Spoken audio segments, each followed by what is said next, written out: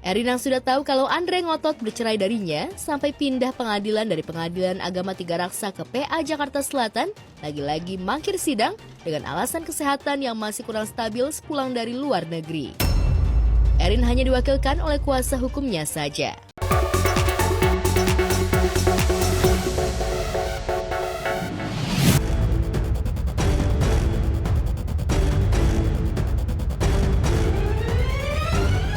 Pemirsa, drama antara Nikita Mirzani dan Reza Gladys kembali bertemu di meja hijau. Kali ini Nikita melancarkan serangan baru dengan nilai tuntutan yang tak main-main, yakni senilai 244 miliar. Keinginan Nikita untuk menjatuhkan dan menyeret dokter kecantikan yang juga pengusaha skincare masuk sel jeruji penjara itu tak main-main. Sidang perdana gugatan perdata yang dilayangkan Nikita terhadap Reza Gladys terkait kasus perbuatan melawan hukum digelar di Pengadilan Negeri Jakarta Selatan Rabu kemarin. Dalam sidang tersebut masih beragendakan legal standing atau pemeriksaan kelengkapan data dari masing-masing kuasa hukum. Setelah dilakukan persidangan perdana, yaitu terkait dengan legal standing ya, surat kuasa masing-masing pihak sebagai kuasa penggugat, para penggugat dan sebagai kuasa para tergugat. Nah, di sana ada pemeriksaan terkait dengan kartu advokat, apakah masih berlaku atau sudah kadaluarsa. Kemudian ada pemeriksaan berita acara sumpah, ya. Terus kemudian juga ada pemeriksaan yang dilakukan oleh 3 majelis hakim terkait dengan dokumen-dokumen yang terkait dengan legal standing sebagai penerima kuasa dan pemberi kuasa. Dalam sidang perbuatan melawan hukum tidak kemarin dihadiri oleh penggugat Nikita Mirzani dan tergugat Reza Gladys. Ketidakhadiran Reza Gladys di sidang perdana tersebut dan hanya diwakilkan oleh kuasa hukumnya saja. Sedikit dong terkait hasil mau tuntutannya Nikmir mungkin seperti apa, Dok? Dok? Nggak tahu. Gimana mau tuntutan? Ingin berat-berat itu seperti apa, Dok? Dokter, katanya si Nikmir juga dipanggil KPK nih atas kasus ini, gimana mungkin, Dok? Nggak tahu. Dok, begitu, Dok. Ya, memang tadi hukum acara itu kelengkapan formilnya harus jelas. Bahwa terkait dengan hal ini turut tergugat belum bisa datang, tapi tidak memberikan alasan yang jelas kenapa ketidakhadirannya itu menyebabkan sampai tidak bisa datang gitu kan. Nah, kemudian memang tadi dipertunjukkan atau diperlihatkan itu soal relas panggilannya.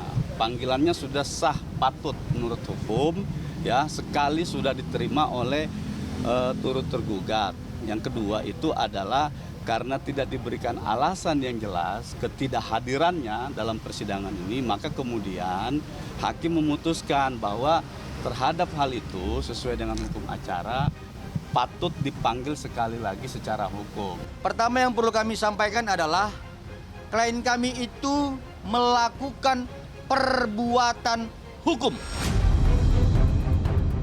Dr. Reza Gladys melakukan perbuatan hukum. Dia melaporkan, menyampaikan bahwa dirinya sebagai korban terkait dugaan tindak pidana pemerasan. Dan kemudian ketika berbicara tentang perbuatan melawan hukum, on rahmatik dat, berarti ada seseorang ya melakukan perbuatan melawan hukum sehingga mengakibatkan kerugian.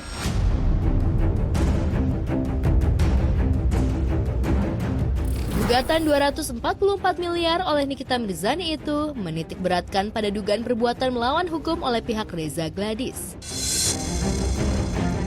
Akar masalah berawal dari kerjasama promosi produk kecantikan yang dibatalkan sepihak oleh Reza Gladys. Seharusnya Nikita Mirzani mereview produk Reza Gladys secara positif, namun perjanjian kerjasama itu gagal dijalankan, yang kemudian dijadikan bukti oleh pihak Reza Gladys pada kasus perkara tindak pidana pencucian uang dan pemerasan.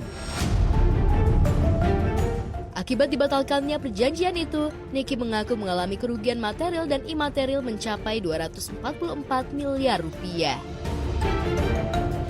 Memang di dalam gugatan kita itu kan sudah jelas ya bahwa ada kerugian material kerugian material itu artinya kerugian yang nyata ya, yang sesuai dengan kesepakatan, yaitu 4 miliar. Kemudian ada kerugian yang timbul karena kelalaian ya. Itu berapa totalnya kemarin? 40 miliar. Ya. Nah kemudian itu ada kerugian imaterial ya 200 miliar.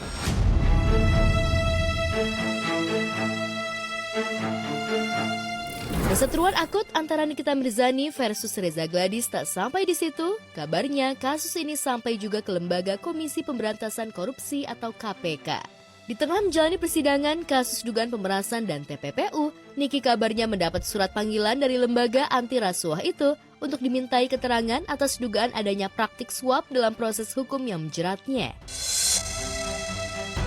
Lantas benarkah langkah hukum Niki ke KPK sebagai strategi baru dirinya untuk memenjarakan Reza Gladys dan suaminya?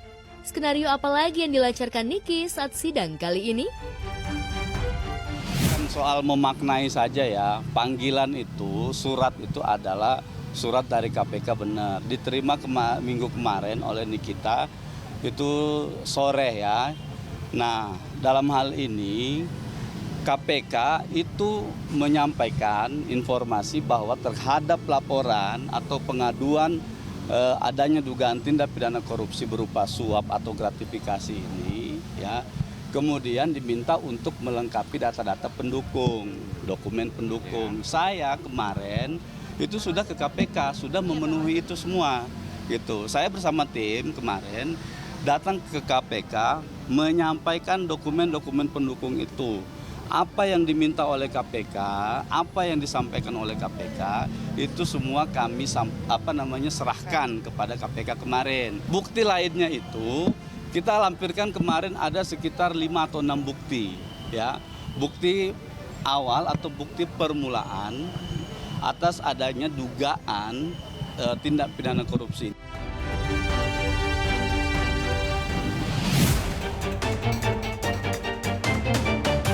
Sementara sidang perceraian antara Andre Taulani selaku pemohon dan Erin Taulani selaku termohon dengan agenda pemanggilan kedua belah pihak digelar di Pengadilan Agama Jakarta Selatan Rabu kemarin.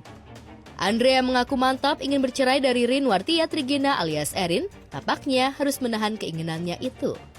Erin yang sudah tahu kalau Andre ngotot bercerai darinya sampai pindah pengadilan dari Pengadilan Agama Tiga Raksa ke PA Jakarta Selatan, lagi-lagi mangkir sidang dengan alasan kesehatan yang masih kurang stabil sepulang dari luar negeri.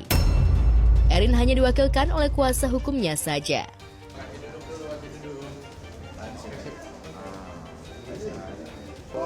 Nomor antrian C2.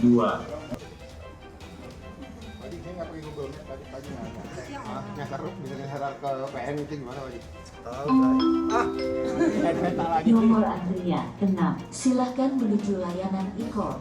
Agenda hari ini tadi panggilan kepada pihak termohon dan alhamdulillah termohon hadir, tapi kuasanya yang hadir seperti itu. Untuk prinsipalnya sendiri tidak hadir. Informasinya baru pulang dari luar negeri, untuk kesehatannya katanya belum stabil. Ya, gara-gara Erin tidak datang sidang, Andre lagi-lagi harus tarik nafas sabar sepanjang persidangan. Absennya Erin membuat ayah 3 anak itu kecewa berat. Mediasi pun mundur sampai 14 Oktober mendatang. Karena kan hari ini RT-nya tidak ada, ya otomatis kan menunggu sampai dengan RT hadir seperti itu. Hari ini jelas kecewa dong. Kecewa lah, intinya kan minta hadir biar cepat selesai gitu loh. Nanti beliau akan menyampaikan diri di proses mediasi minggu depan, akan bertemu langsung dengan pihak pemohon gitu ya. Setuju untuk bercerai ini bagaimana? Nanti kita lihat di mediasi seperti apa.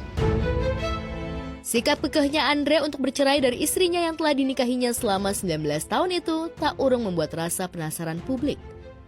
Tak sedikit yang menduga kalau Andre ingin segera menikahi kekasihnya, Amanda Rigby, calon istri baru Andre. Secara sosoknya menjadi sorotan karena sempat dikabarkan menjalin hubungan dekat dengan Andre. Video Andre terpergok diam, asyik memotret Amanda saat sedang syuting pun diyakini netizen menjadi bukti kalau keduanya tengah dekat. Sebagai informasi, Andre sudah beberapa kali menjatuhkan talak kepada Erin. Erin dan Andre diketahui juga sudah tidak satu rumah selama 1 tahun belakangan. Namun begitu, Andre masih memberikan nafkah hingga nanti putusan sidang. Ya, ini mungkin yang terbaik ya, karena keputusan kan tidak diambil secara mendadak. Tentu sudah dipikirkan matang-matang dan tentu juga sudah mengalami proses yang namanya berdiskusi.